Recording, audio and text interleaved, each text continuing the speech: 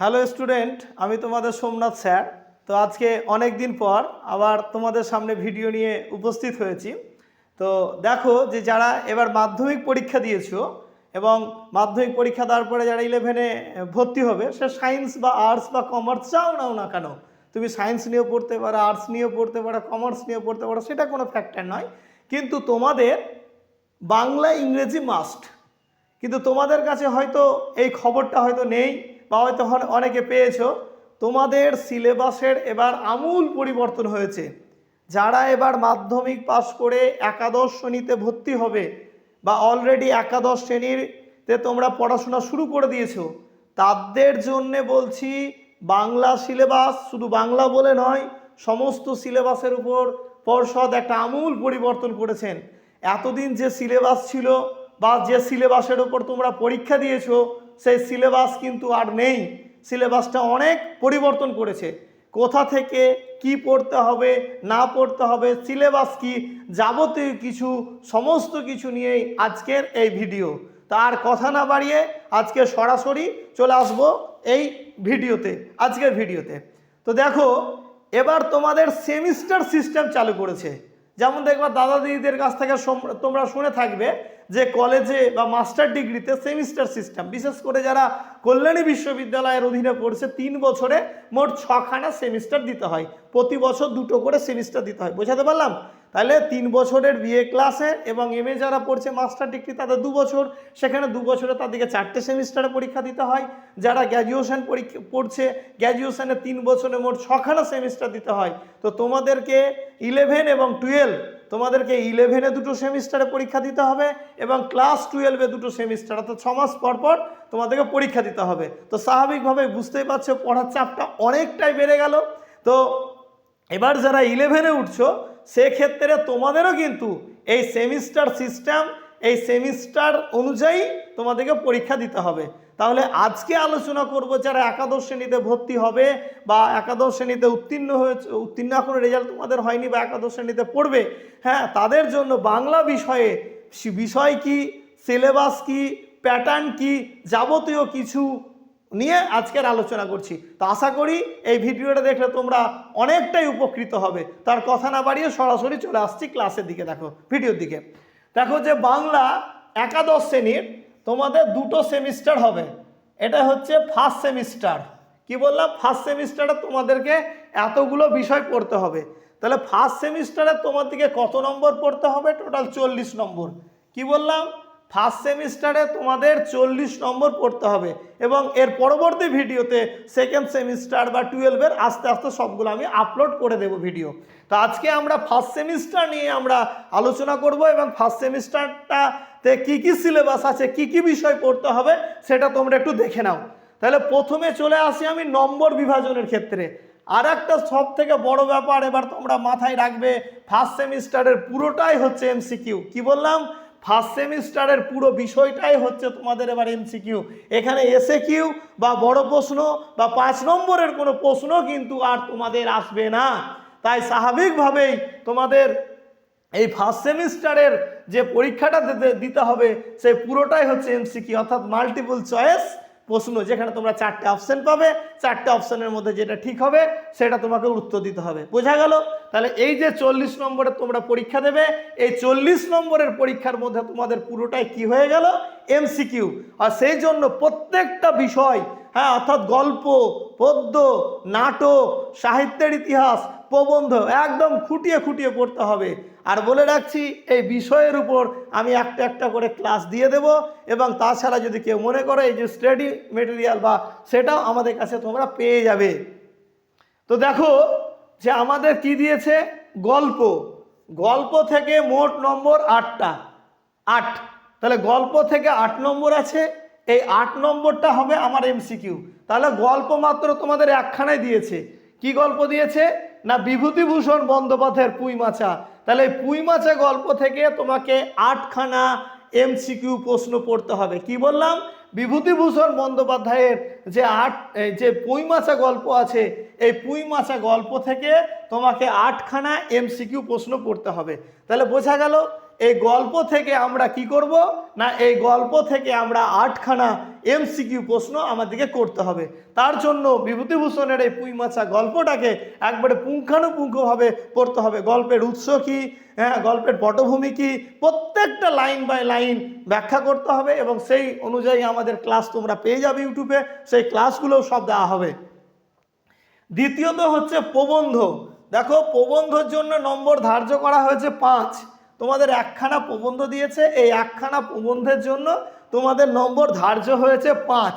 কি প্রবন্ধ দিয়েছে? একটা বিখ্যাত প্রবন্ধ বঙ্কিমচন্দ্র চট্টোপাধ্যায়ের বিড়াল, হ্যাঁ, যে কমলাকান্তর দপ্তর গ্রন্থের অন্তর্গত সে বিড়াল প্রবন্ধ দিয়েছে বঙ্কিমচন্দ্র চট্টোপাধ্যায়ের। দারুণ প্রবন্ধ। সেই প্রবন্ধটা যদি তোমরা পড়ো অনেক কিছু এখান থেকে জ্ঞান অর্জন করতে পারবে। তাহলে এই বিড়াল প্রবন্ধ থেকে কখানা থাকছে না 5খানা এমসিকিউ। তাহলে 5টা এমসিকিউ থাকছে প্রবন্ধ থেকে, 1খানায় প্রবন্ধ। এর আগের পুরনো সিলেবাসে যেহেতু তোমাদের 2টো প্রবন্ধ ছিল, এবার সংসদ কি করেছে না 1খানায় তোমাদের জন্য প্রবন্ধ দিয়েছে, সেটা হচ্ছে বঙ্কিমচন্দ্র চট্টোপাধ্যায়ের বিড়াল। তাহলে এই গেল প্রবন্ধ।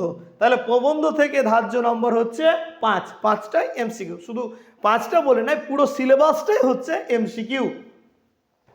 এবার চলে আসি কবিতা। 3 নম্বরে দেখো যে কবিতা থেকে মোট নম্বর দেওয়া হচ্ছে 7।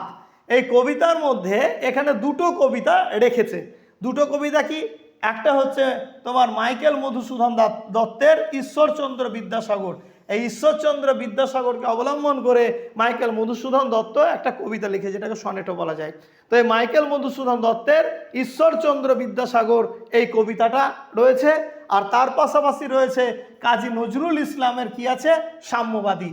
তাহলে আমরা অর্থাৎ আমাদেরকে ক্লাস 11-এর জন্য মাত্র 2টো কবিতা পড়তে হচ্ছে। আগের সিলেবাসে ছিল 4টে কবিতা, এবার দিয়েছে সেমিস্টার যেহেতু, সেই জন্য এখানে দিয়েছে 2টো কবিতা। একটা হচ্ছে মাইকেল মধুসূদন দত্তের ঈশ্বরচন্দ্র বিদ্যাসাগর, আর একটা হচ্ছে কাজী নজরুল ইসলামের সাম্যবাদী। তাহলে আমরা কখানা কবিতা পড়বো? 2টো কবিতা পড়বো। এই 2টো কবিতার জন্য আমাদের ধার্য নম্বর দেওয়া হয়েছে 7। তাহলে এই গেল কবিতা। তাহলে গল্প জানলাম, প্রবন্ধ জানলাম, কবিতা জানলাম। তাহলে গল্পর মধ্যে পুঁইমাছা, প্রবন্ধের মধ্যে বিড়াল, কবিতার মধ্যে ঈশ্বরচন্দ্র বিদ্যাসাগর মাইকেল মধুসূদন দত্তের, আর কাজী নজরুল ইসলামের সাম্যবাদী কবিতা। এবার চলে আসি 4 নম্বরে, আন্তর্জাতিক গল্প ও ভারতীয় কবিতা। তাহলে এই যে আন্তর্জাতিক গল্প ও ভারতীয় যে কবিতা আছে, সেখানে নম্বর হচ্ছে তোমার 5। অর্থাৎ আন্তর্জাতিক একটা গল্প দেওয়া আছে এখানে দেখো, আর ভারতীয় কবিতা। আন্তর্জাতিক গল্পটা কি? বিশাল ডানাওয়ালা থুতথুরে বুড়ো। এটা আগের সিলেবাসে ছিল, এটা চেঞ্জ করেনি, এটা রেখে দিয়েছে। হ্যাঁ, যে গাব্রিয়েল গার্সিয়া মার্কেজের যে তোমার বিশাল ডানাওয়ালা থুতথুরে বুড়ো, এটা পুরনো সিলেবাসে ছিল, এটাকে চেঞ্জ করেনি, এটাকে রেখে দিয়েছে। তাহলে এই আন্তর্জাতিক গল্পটা আমাদের নতুন নয়, এটা যেটা ছিল সেটাকেই এখানে সিলেবাসে রাখা হয়েছে। তাহলে এই গল্পটা আমার পড়তে হবে যে গাব্রিয়েল গার্সিয়া মার্কেজের বিশাল ডানাওয়ালা থুতথুরে বুড়োটাকে পড়তে হবে। তাহলে এই গেল আন্তর্জাতিক গল্প। আর তার পাশাপাশি কি দিয়েছে দেখো, ভারতীয় কবিতা। ভারতীয় কবিতাটাকে চেঞ্জ করে দিয়েছে। ভারতীয় কবিতা দিয়েছে চারণ কবি। কি বললাম? ভারতীয় কবিতা হচ্ছে চারণ কবি। হ্যাঁ, ভাড়াও রাও এর অনুবাদক করেছেন শঙ্খ ঘোষ। এই যে শঙ্খ ঘোষ অনুবাদ করেছেন ভাড়া রাওয়ের যে কি চারণ কবি। এই চারণ কবিতাটা হচ্ছে ভারতীয় কবিতা, এটাও নতুন তোমাদের সিলেবাসে অন্তর্ভুক্ত করা হয়েছে। তাহলে আমাকে এই আন্তর্জাতিক কবিতা এবং আন্তর্জাতিক গল্প এবং ভারতীয় কবিতা এই 2টো পড়তে হচ্ছে। এই 2টো থেকেই আমার এমসিকিউ। তাহলে এই গেল আন্তর্জাতিক গল্প ও ভারতীয় কবিতা। এবার চলে আসবো ভাষার ইতিহাস অর্থাৎ ভাষাতত্ত্ব। দেখো, ভাষাতত্ত্ব থেকে অনেকটাই নম্বর দিয়েছে। ভাষাতত্ত্ব থেকে তোমার নম্বর ধার্য করা হয়েছে 10। ভাষাতত্ত্বের জন্য আমাকে 4টে অধ্যায় পড়তে হচ্ছে। প্রথম অধ্যায় হচ্ছে বিশ্বের ভাষা ও ভাষা পরিবার, 1 নম্বর। 2 নম্বর হচ্ছে বাংলা ভাষার উদ্ভব ও বিকাশ। 3 নম্বর হচ্ছে ভারতে প্রচলিত ভাষা পরিবার। 4 নম্বর হচ্ছে বাংলা ভাষার বৈচিত্র্য। এই অংশের সিলেবাস কিন্তু পর্ষদ চেঞ্জ করেনি, পুরনো সিলেবাসে যা ছিল এখানে তাই রেখেছে। তাহলে এতদিন তোমরা কি করেছো? হ্যাঁ, বড় প্রশ্নের জন্য তোমরা কিছু সাজেস্টিভ টাইপের বা তোমরা বড় প্রশ্ন কটা পড়ে গেছো, ছোট প্রশ্ন হয়তো দুটো একটা দিয়েছে, কিন্তু এবার পড়ার নিয়মটাকে, পড়ার প্যাটার্নটাকে, পড়ার ধরনটাকে সম্পূর্ণভাবে আলাদা করতে হবে। কারণ এই যে বিশ্বের ভাষা এবং ভাষা পরিবার, এই অধ্যায়টাকে একবারে ধরে ধরে আমাদের কতগুলো ভাষা রয়েছে, ভাষা পরিবার রয়েছে, একদম ধরে ধরে প্রত্যেকটাকে খুঁটিয়ে খুঁটিয়ে পড়তে হবে। কারণ তোমরা বুঝতেই পারছো তোমাদের প্রশ্ন কিন্তু এবার এমসিকিউ প্যাটার্নের প্রশ্ন কিন্তু তোমাদের চলে আসছে। তাহলে এই গেল বিশ্বের ভাষা ও ভাষা পরিবার প্রথম অধ্যায়। দ্বিতীয় অধ্যায় কি করা আছে? দ্বিতীয় অধ্যায় দিয়েছে দেখো যে বাংলা ভাষার উদ্ভব ও বিকাশ।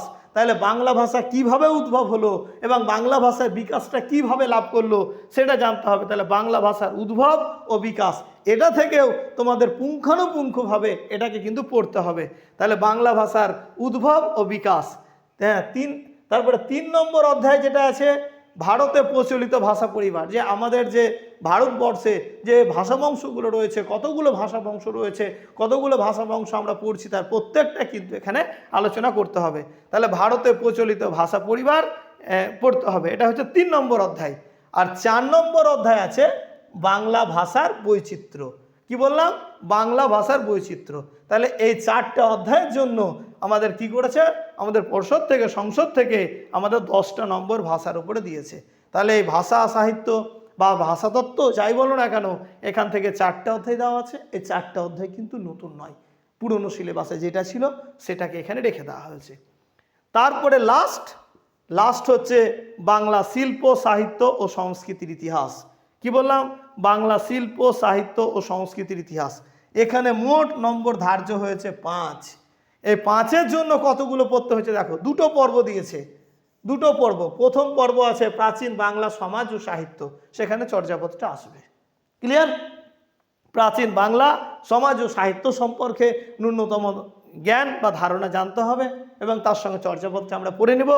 আর যেটা পর্ব 2 দিয়েছে দেখো, পর্ব 2 বিশেষ করে মধ্যযুগে, এখানে কোনগুলো পড়তে হবে পার্টিকুলার তোমার সিলেবাসে উল্লেখ করেই দিয়েছে কোনগুলো পড়তে হবে। আমরা মধ্যযুগে কি পড়ব? শ্রীকৃষ্ণ কীর্তন পড়ব। এবার শ্রীকৃষ্ণ কীর্তনকে একদম খুঁটিয়ে খুঁটিয়ে পড়তে হবে। তার সেই তোমার আবিষ্কার, তার সেই কি জাতীয় রচনা, হ্যাঁ, তার রচনা শৈলী, সমস্ত কিছু, তার চরিত্র, শ্রীকৃষ্ণ কীর্তন। বৈষ্ণব পদাবলী, এখানে বৈষ্ণব পদাবলী থেকে জ্ঞান দাস, গোবিন্দ দাস, বলরাম দাস, হ্যাঁ, তারপরে বিদ্যাপতি, প্রত্যেকের জন্ম, মৃত্যু, মায়ের নাম, বাবার নাম, পরিচয়, কে কোন পর্যায়ে শ্রেষ্ঠ কবি, সমস্ত কিছু তোমাদেরকে জানতে হবে। তারপরে আছে চৈতন্য ও চৈতন্য জীবনী। তাহলে চৈতন্যদেবের জীবনীটা আমরা জানবো, চৈতন্যদেবের জন্মসাল, মৃত্যুসাল, সমাজে চৈতন্যদেবের প্রভাব, সাহিত্যে চৈতন্যদেবের প্রভাব।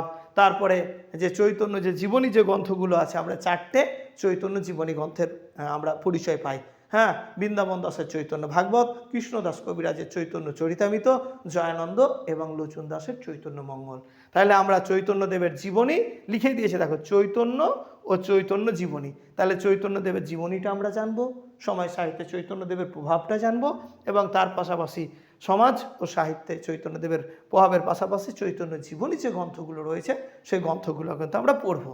তার পাশাপাশি দেখো এখানে মঙ্গল কাব্য দিয়েছে, যদিও এখানে উল্লেখ করে দেয়নি যে মঙ্গল কাব্যের মধ্যে কি কি পড়তে হবে। তাহলে তোমাকে মঙ্গল কাব্যর উৎপত্তি, সৃষ্টি, মনসা মঙ্গল, চণ্ডী মঙ্গল, ধর্মমঙ্গল, অন্নদা মঙ্গল, এগুলো কিন্তু তোমাদেরকে পড়তে হবে। প্রত্যেকের কবির নাম, কবি পরিচিতি, তার জন্ম, তার কৃতিত্ব, এগুলো শর্ট প্রশ্নের জন্য পড়তে হবে। আর একটা আছে অনুবাদ সাহিত্য। আমাদের যে 3টে অনুবাদ সাহিত্য আছে, যেমন মালাধর বসুর শ্রীকৃষ্ণ বিজয়, তারপরে আছে তোমার কাশিদাসী মহাভারত, আর কীর্তিবাসুজা শ্রীরাম পাঁচালী। তাহলে 3টে অনুবাদ সাহিত্য আমাদেরকে পড়তে হবে, রামায়ণ, মহাভারত আর শ্রীকৃষ্ণ বিজয়, মালাধর বসুর 3টে অনুবাদ সাহিত্য। আর দিয়েছে দেখো ইসলামীয় ধারা। ইসলামীয় ধারা বলতে যে আমাদের যে আরকান রায়সভা, সৈয়দ আলাওয়াল এবং দৌলত কাজী, তাহলে সৈয়দ আলাওয়াল এবং দৌলত কাজী সেটাও পড়তে হবে এবং তার পাশাপাশি শাক্ত পদাবলী দিয়েছে, অর্থাৎ রামপ্রসাদ এবং কমলাকান্ত, এই দুটোই কিন্তু আমাদের পড়তে হবে। তাহলে টোটাল এই হচ্ছে ক্লাস 11-এর ফার্স্ট সেমিস্টারের, এটা হচ্ছে সিলেবাস। কি বললাম? প্রথম সেমিস্টার। তাহলে প্রথম সেমিস্টারে তোমাদেরকে এই সিলেবাসটা পড়তে হবে। আবারও বলছি, পুরো সিলেবাসটা হচ্ছে এমসিকিউ টাইপের, 40 নম্বরে তোমাদের প্রশ্ন হবে, 40খানায় তোমাদের এমসিকিউ দেবে, এর অ্যান্সার তোমাদেরকে করতে হবে। এবং আর দেরি না করে তোমরা পড়াশোনা শুরু করো। এবং আমাদের চ্যানেলে আস্তে আস্তে আমরা প্রত্যেকটা সাবজেক্টে, প্রত্যেকটা বিষয় বা প্রত্যেকটা টপিকের আমরা অনলাইনে ক্লাস দেওয়ার চেষ্টা করব। এটা তোমাদেরকে আমরা বলছি, এখান থেকে তোমরা ক্লাসগুলো দেখবে, অনেক উপকৃত পাবে। ঠিক আছে, তাহলে আজকের আমরা কি জানলাম না, ক্লাস 11-এর প্রথম সেমিস্টারের সিলেবাসটা কি, সিলেবাসের প্যাটার্ন কি, কিভাবে প্রশ্ন পড়বে, কি কি আছে সেটা জানতে হবে। তাহলে টোটাল হচ্ছে আমার 40, গল্প থেকে 8, প্রবন্ধ থেকে 5, কবিতা থেকে 7, আন্তর্জাতিক গল্প ভারতীয় কবিতা থেকে 5, ভাষা থেকে 10, বাংলা শিল্প সাহিত্য সংস্কৃত থেকে 5, মোট হচ্ছে 40। আবার সিলেবাসটা আমি একটু রিপিট করে দিচ্ছি। গল্প থেকে একটা গল্প বিভূতিভূষণের পুঁইমাচা, প্রবন্ধ থেকে বঙ্কিমচন্দ্র চট্টোপাধ্যায়ের বিড়াল, কবিতা দুটো দিয়েছে মাইকেল মধুসূদন দত্তের ঈশ্বরচন্দ্র বিদ্যাসাগর, কাজী নজরুল ইসলামের সাম্যবাদী, আন্তর্জাতিক গল্প দিয়েছে বিশাল টায়নাওয়ালা থুত্তুরবুড়ো, যেটা তোমাদের আগে সিলেবাসে ছিল, আর ভারতীয় কবিতা দিয়েছে চারণ কবি, আর ভাষা দিয়েছে 4টে অধ্যায়, বিশ্বের ভাষা ভাষা পরিবার, বাংলা ভাষার উদ্ভব বিকাশ, ভারতে প্রচলিত ভাষা ভাষা পরিবার, বাংলা ভাষার বৈচিত্র্য, শিল্প সাহিত্য সংস্কৃতির পর্ব, প্রাচীন বাংলা সমাজ ও সাহিত্য দিয়েছে, আর পর্ব 2-এ মধ্যযুগের শ্রীকৃষ্ণ কীর্তন, প্রশ্ন পদাবলী, চৈতন্য ও চৈতন্য জীবনী, মঙ্গল কাব্য, অনুবাদ সাহিত্য, ইসলামীয় ধারা ও শাক্ত পদাবলী। তাহলে এই সিলেবাসটাকে ভিত্তি করে তোমরা তোমাদের পড়াশোনা শুরু করে দাও। যদিও তোমাদের বই বেরোয়নি, তা আশা করি অনেকটাই পুরনো সিলেবাস থেকে পাবে, আর বাকিগুলো তো আমরা ক্লাসটা দেওয়ার চেষ্টা করব। তো যাই হোক, আজকের ক্লাস এখানেই শেষ করছি। তোমরা সকলে ভালো থাকো, সুস্থ থাকো এবং তোমরা পড়াশোনাটা চালিয়ে যাও। ধন্যবাদ।